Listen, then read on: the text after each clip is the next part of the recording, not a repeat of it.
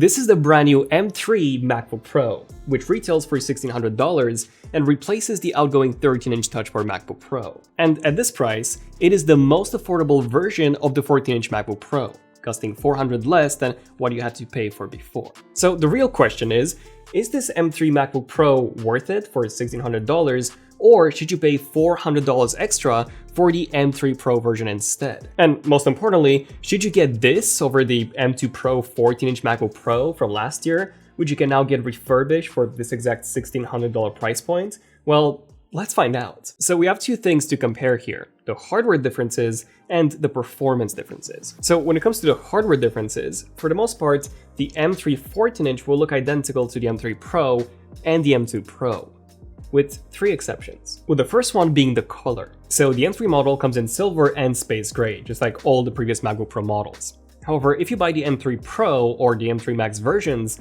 the space gray gets replaced by this new space black color. We have it here, and I have to say, I do really love it. It is 100% my favorite color that Apple has ever had on a MacBook Pro. However, it's not quite as dark as I was hoping it to be. It's more of like a darker space gray than black. I mean, sure, at certain angles, it will definitely look more matte black, but if you have a decent amount of light hitting it, it would simply just look like a darker version of the space gray model. In fact, if you look at the keyboard compared to the body, you can see that the keyboard is in fact much darker. And speaking of the keyboard, it seems like the keyboard on the space black version isn't quite as dark as the one on the space gray. And same goes for the background behind it. On the space black, that's sort of like a dark gray, whereas on the space gray, that is perfectly black. Probably a decision that Apple made to blend the keyboard more with the body on the space black version. And in case you're worried about fingerprints, I have to say, the space black model has a special coating to reduce the amount of fingerprints. And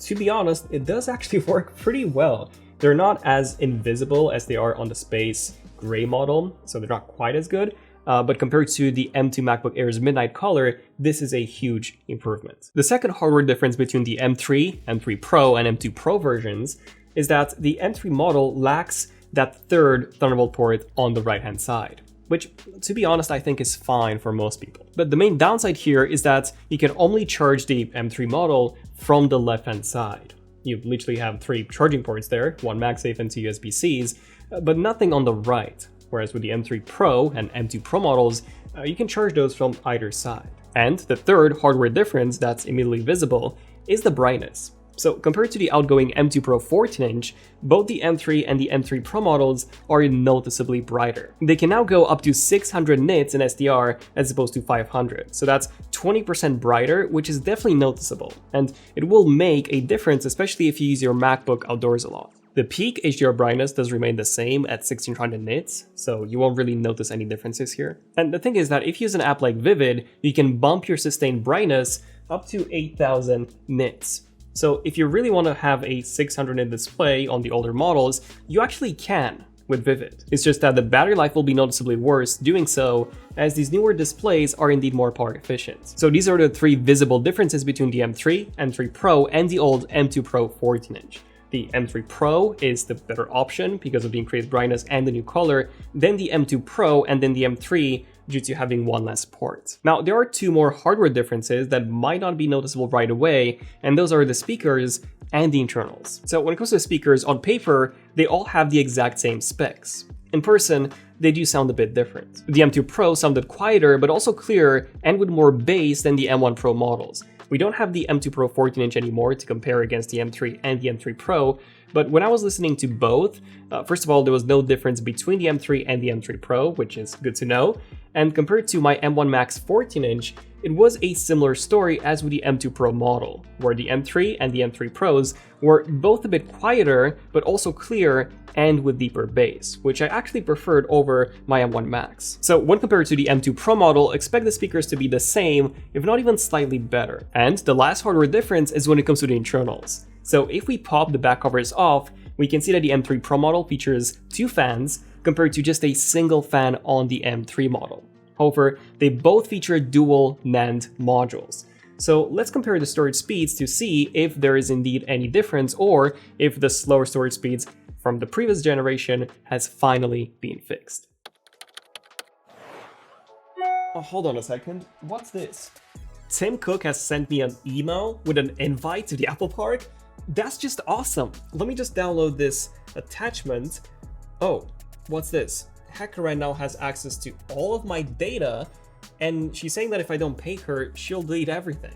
Oh man, ransomware is really one of the worst threats that you could face, which can be easily disguised through phishing emails, malicious links, social engineering, or suspicious downloads. I would hate for HackerRank to steal my channel. That's why I use NordVPN with their active threat protection to filter and scan my files and websites that I visit to make sure that my data is safe from any kinds of attacks. Use NordVPN to stay protected and get 4 months for free and a massive discount by using the link below. Okay, so let's start off with a disk speed test. And this is where things get a bit weird. You see, compared to the old 13-inch M2 MacBook Pro, which did have that slow SSD issue, the M3 model is more than twice as fast, so I'm very happy to see this issue being fixed. However, when compared to the M3 Pro, which has the same storage size and the same number of SSD modules, the M3 is considerably slower. Therefore, it seems that Apple is either using lower-end modules on the M3 model, or they've upgraded the storage controller on the M3 Pro for faster speeds. Regardless, this is something that Apple should be disclosing on their website, which right now they just aren't. The good news, however, is that now the base M3 has the same storage speeds as the M2 Pro, while the M3 Pro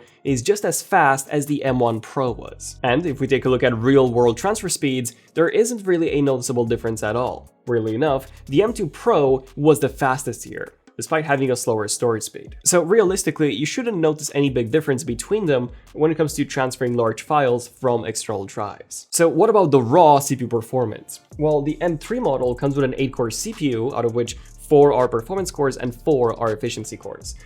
This binned M3 Pro comes with an 11-core CPU, out of which 5 are performance cores and 6 are efficiency cores, while the M2 Pro, interesting enough, comes with a 10-core CPU, out of which 6 are performance cores and 4 are efficiency cores. So it would be very interesting to see how this reduction in performance cores on the M3 Pro will actually impact the performance and the battery life. In Cinebench, the M3 model is surprisingly close to the M2 Pro, with the M2 Pro being only 1.17 times faster, while the M3 Pro was 1.28 times faster than the M3. We then tried Blender using the Cycle CPU renderer, and here, the M2 Pro was 1.1 times faster than the M3, with the M3 Pro being 1.3 times faster. Therefore, it seems like, despite having fewer performance cores, the M3 Pro model is still noticeably superior to the M2 Pro. We've also tested the battery drain, and interesting enough, both the M3 and the M3 Pro lost 7%, while the M2 Pro lost 4%. So at least in this instance, the M2 Pro was the more power efficient one. Okay, so what about the GPU? Well, here, the M3 comes with 10 GPU cores, the M3 Pro comes with 14, while the M2 Pro actually comes with more than the M3 Pro at 16. So let's see if this is gonna make any difference. We rendered that same Blender scene, but now using the GPU, and here the M3 Pro was 1.4 times faster than the M3, while the M2 Pro was 1.1 times faster, with all of them losing exactly 3% battery. So just like with a CPU, I'm quite happy to see the M3 Pro being superior to the M2 Pro, despite looking inferior on paper. Oh, and if you do like the wallpapers that we have on our MacBooks here, they're from the 2 new packs that we dropped in our app Wallpapers last week. Tinted Tides by Hanane, and Neon Nights by Splashy. And today we're dropping 2 more packs. Solar Sensations by Glenn, which is this beautiful Kurzgesagt inspired pack with our solar system, and then we also have Puppy Paradise by Indra Mousley. This is a hand-painted pack of different dog breeds, some of which are actually our own dogs. You might recognize Ren and my pugs from it. You can check all 4 packs out in our app Wallpapers on iOS and Android. So what about some more real-world workflows? Well, one thing to remember here is that aside from the CPU and GPU core count differences that I mentioned before, these machines all have different amounts of RAM. The base M3 only comes with 8 compared to 16 on the M2 Pro and 18 on the M3 Pro, so I'm very curious to see if this will make a big difference or not. We started off with Lightroom, where we imported 228 images of various resolutions and formats. And here, the M3 Pro was 1.5 times faster than the M3, M3, while the M2 Pro, strangely enough, imported the footage the fastest by being 2.1 times faster than the M3. The king is still the OG M1 Pro here, with the fastest import speed by far. We've then edited one image by applying some filters and effects and then pasted those edits onto the remaining 227 images. And here, the M3 Pro was 1.3 times faster than the M3, while the M2 Pro was 1.1 times faster, so not a huge difference here. Then we exported all of these images at full resolution, and this is where we started seeing a significant difference between them, with the M3 Pro being 3 times faster than the M3, and the M2 Pro being 2.2 times faster. We then re-exported the images, but now as compressed files, and here the M3 Pro was 2.1 times faster, while the M2 Pro was 1.5 times faster. So if you work in Lightroom, the editing experience will be quite similar. But when it comes to exporting, that's where you'll see a major improvement, by going from the M3 to the M2 Pro, and an even bigger improvement by going to the M3 Pro. So what about Final Cut? Well, this is where we've had a ton of issues with the M3 model. The way we do this every year is that we have the same complex 4K project that we use on all of our machines, with loads of titles, effects, and picture-in-picture clips. And we've never had any issues with any machines exporting this until now. The M3 model kept failing to export. Essentially, the RAM usage would become way too high, it would peak red, and then the exports would fail. And no matter what we tried, we just couldn't get it to work. We don't really know if this is a software issue or an actual hardware issue, but what we do know is that other users and creators have reported similar issues, with Final Cut failing to export projects on this base 8GB of RAM M3 MacBook Pro. MacStack also had a number of crashes in his videos too, in Final Cut and Blender on this exact machine. Now, we still wanted to give you some numbers to see how the base M3 chip compares to the others in Final Cut Pro. So we had to change our test project. The problem was that we no longer had the M2 Pro 14-inch MacBook Pro to retest. Not only that, but it was out of stock everywhere. So we had to buy an M2 Pro Mac Mini just for this test. Do keep in mind that even though our base Mac Mini has the same specs as a base M2 Pro 14-inch MacBook Pro, the Mac Mini does have a superior thermal system, so it might perform better than the M2 Pro 14-inch. Okay, so we got our Mac Mini and we started retesting the M3 MacBook Pro and all of our other machines with less demanding projects. And guess what? Even after simplifying the project, it once again kept failing on the M3 MacBook Pro. We've literally been trying to get us to work on complex projects since Tuesday. It's Friday now, and we just cannot get it working. The only thing that did export successfully were extremely simple projects, things like 5-minute projects with basically nothing else in the timeline. However, there was barely any difference between the machines in this case. So we wanted to try one last thing to see if we could push the machines and get a more beneficial result. And to our surprise, we were able to export a 1-minute 8K project, and here we did see some differences, where the M3 Pro was 2.9 times faster than the M3, and the M2 Pro was actually a few seconds faster than the M3 Pro here. All in all, getting Final Cut Pro to work on the M3 MacBook Pro has been a nightmare of an experience. The base M3 model is having some serious issues right now, and I just cannot recommend it at all for video editing, at least at the time of making this video. Then we also wanted to test the media engines, so we exported a 4K file to ProRes using Compressor. And realistically, there wasn't any difference between the M3, the M3 Pro, and even the M2 Pro. The only place where we did see a difference was when compared to the M1 Pro, which was considerably slower. Now, if you work in Logic, which is quite a CPU and RAM intensive program, the results might surprise you. The M3 was capable of playing 82 tracks at the same time. The M3 Pro was able to play 109, while the M2 Pro was able to play 122.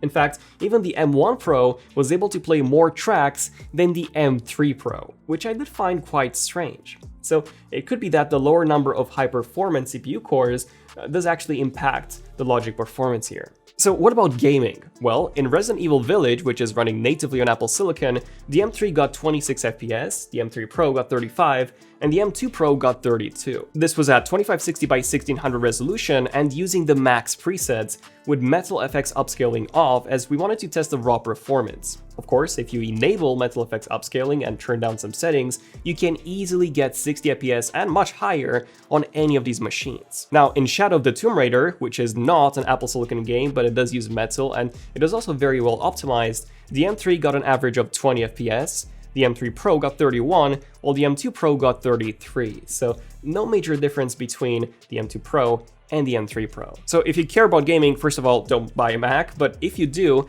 there doesn't seem to be a major difference between the M2 Pro and the M3 Pro unless you play a game with ray tracing, which is something that the M3 Pro now supports natively through hardware. Okay, so having tested all of this, let's answer the question from the start of the video, which was, should you go for the M3 MacBook Pro or a refurbished M2 Pro, which costs the same at $1,600, or should you spend $400 extra and go for the M3 Pro instead? Well, even if we hadn't had all of the Final Cut issues with the M3 model and everything ran smoothly, there was still a significant performance difference between the M3 and the M2 Pro in tasks like Lightroom exports, Logic, Final Cut exports in 8K, and gaming. On top of that, the M2 Pro also lets you connect 2 monitors rather than 1, and you also get that extra Thunderbolt port. And since they cost the same, it is pretty much a no-brainer to go with the M2 Pro instead. The only things that will be downgraded will be the display, which will be dimmer, and the battery life, which should drop from 22 hours to 18, although from our testing, the M2 Pro actually lasted longer when running these benchmarks. Now, between the M2 Pro and the M3 Pro, the M3 Pro was faster, which I was actually surprised to see, since it does have 1 less high-performance core and also 2 less GPU cores, but the difference wasn't night and day coming from the M2 Pro. So unless you really want that new space black color, I just don't see it worth it spending $400 more for the M3 Pro. So I hope this answers all of your questions. Stay tuned for the long-term review of the M3 Pro and the M3 Max models, which me and my team will be daily driving. I'm Daniel, this means ZONEofTECH, and I'll see you guys in the next one. ZONEofTECH, signing out. Cheers.